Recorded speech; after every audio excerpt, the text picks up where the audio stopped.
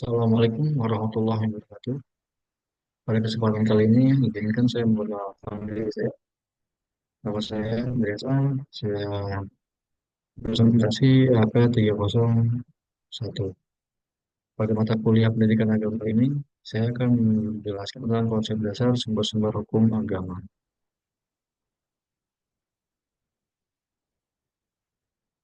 Konsep dasar sumber-sumber hukum agama. Setiap orang bebas menurut agama dan beribadat menurut agamanya, memilih pendidikan dan pengajaran, memilih pekerjaan, memilih kewarganegaraan, memilih tempat tinggal, wilayah negara, dan meninggalkannya serta berhak kembali. Selain itu, agama-agama yang diakui di Indonesia adalah Islam, Kristen, Protestan, Kristen Katolik, Hindu, Buddha, dan Konghucu. Tercantum dalam pasal 1 Undang-Undang PS nomor 1 tahun 1965 tentang pencegahan penyalahgunaan dan atau garis miring penodaan agama.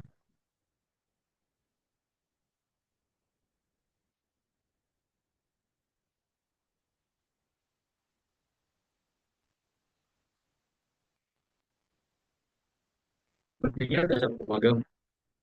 Di Indonesia, kebebasan beragama dan berkeyakinan dijamin oleh satu pasal Undang-Undang nomor 2 Undang-Undang nomor 39 tahun 1999 tentang HAM.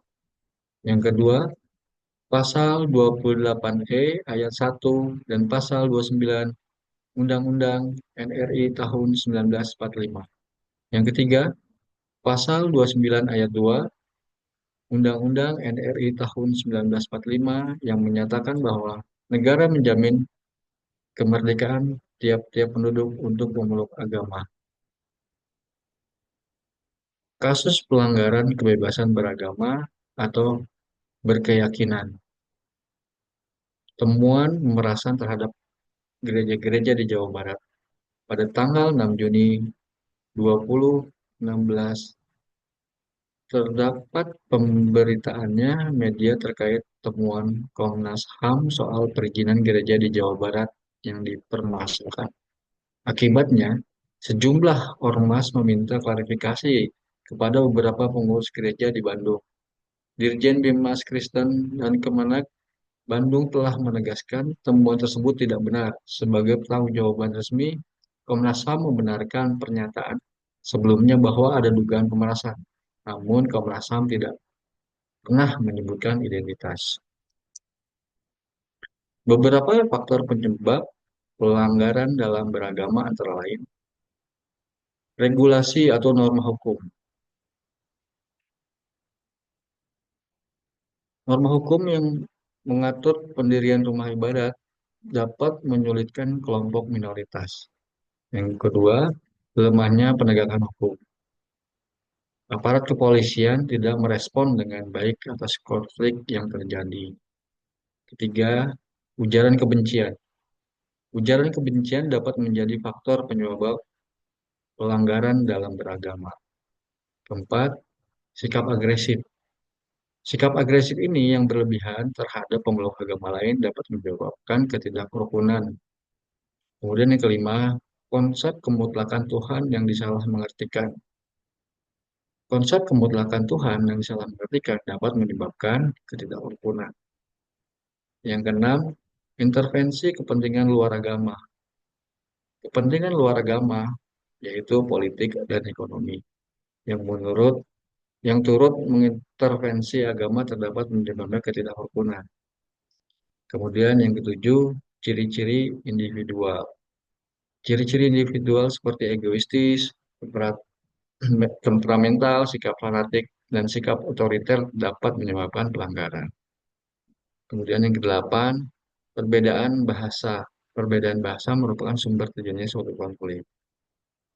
Kemudian yang sembilan, perbedaan budaya. Perbedaan dalam hal nilai tujuan, status, dan budaya dapat menyebabkan konflik pula.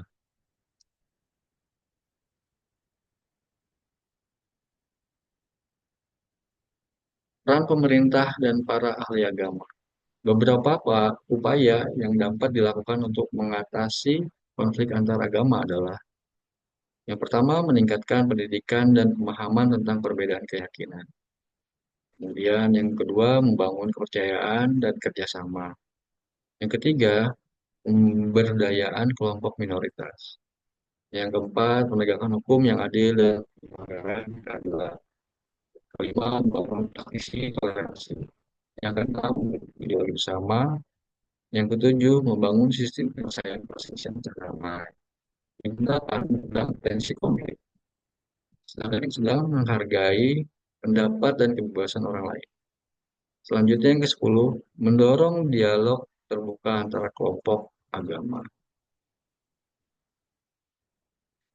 Selanjutnya, peran sebagai warga beragama.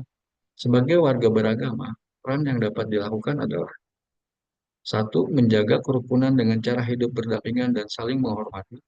Kemudian yang kedua, menerapkan nilai-nilai luhur agama dalam kehidupan sehari-hari.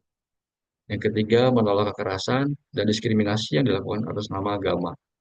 Yang keempat, menerima dan mengakomodasi perbedaan tradisi dan budaya. Yang kelima, membangun sikap toleransi dan anti kekerasan. Yang keenam, menjaga keharmonisan dan persatuan bangsa. Dari kejadian tersebut, kita bisa mengambil kesimpulan. Dari kasus di atas, kita dapat tarik kesimpulan bahwa pemerintah memberikan pemahaman mendalam tentang Undang-Undang 45 sejak dini dalam dunia pembelajaran. Maka Indonesia akan dengan mudah terpecah belah karena tidak adanya peraturan yang berlaku dan pemahaman di dalamnya. Dampak lain yang akan muncul adalah adanya banyak kerusuhan di berbagai tempat. Demikian yang dapat saya sampaikan. Terima kasih. Wassalamualaikum warahmatullahi wabarakatuh.